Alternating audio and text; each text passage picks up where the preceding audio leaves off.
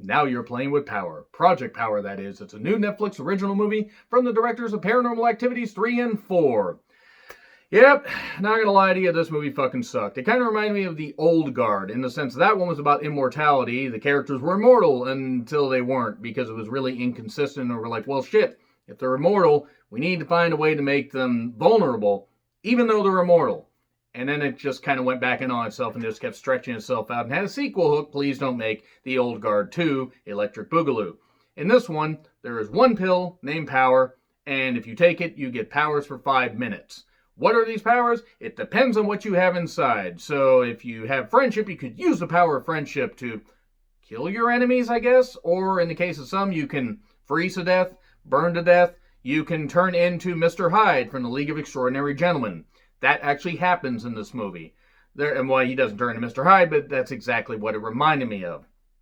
This movie's fucking bad. It's really fucking bad, and I'm not going to lie. I'm likely going to spoil quite a bit here, but there really isn't all that much to spoil. There's a character, Art, played by Jamie Foxx, who's looking for his daughter. He once took this pill, and he laid waste and vaporized a whole bunch of people, and then his daughter got taken, because his daughter actually has powers without the benefit of needing to take this pill.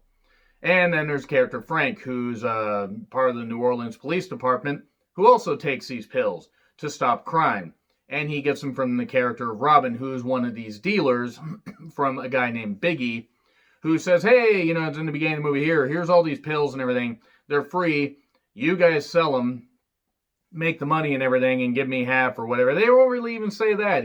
That people just keep the money, and he's just giving out these free pills and everything. Well, what's in it for us?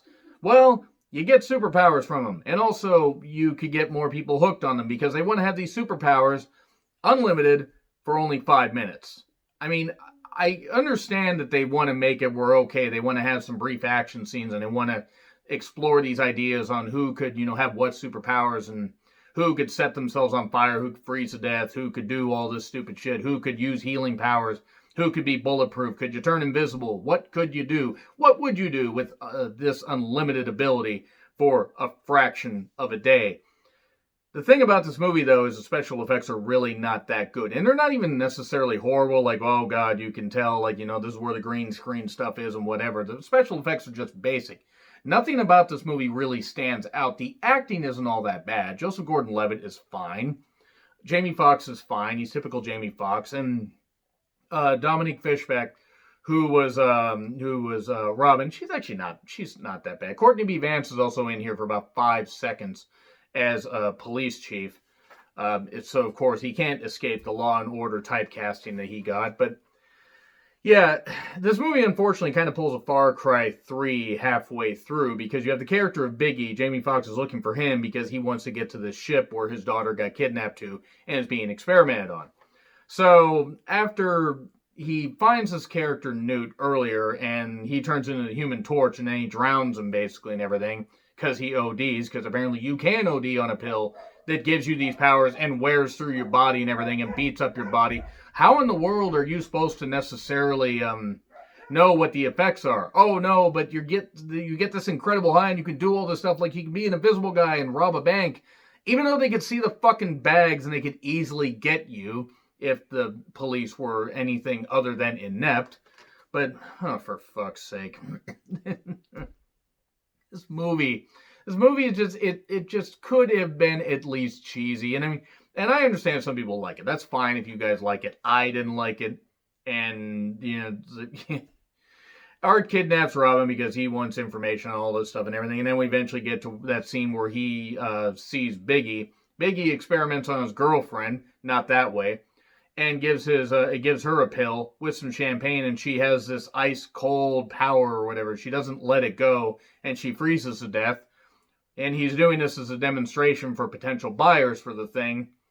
And then suddenly he gets killed after turning himself into Mr. Hyde and then getting destroyed and everything. They're like, shit, we pulled a Far Cry 3. We killed the villain halfway through. Shit, the secondary, just be the villain. Just this woman that just is doing these, conducting these experiments, these genetic experiments on Art's daughter and, various others and everything, and trying to find out why she has powers when when she doesn't need the pill. And Art, obviously needed it, but he doesn't want to take it because the last time he did, he vaporized people. Well, guess what he has to do at the end when everybody gets in this big old rescue mission? He takes a pill and vaporizes everybody because he has this evil power inside him. This just unquenchable thirst to just destroy people, but he wants to keep it hidden. And yeah, everybody witnesses this, and the ship gets fried and everything, and everybody's all good. And this movie is not good.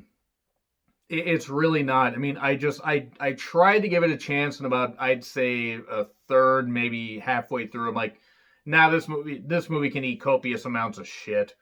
Yeah, I don't know. It just, watching it made me like just scratch my head, like, how did this get greenlit?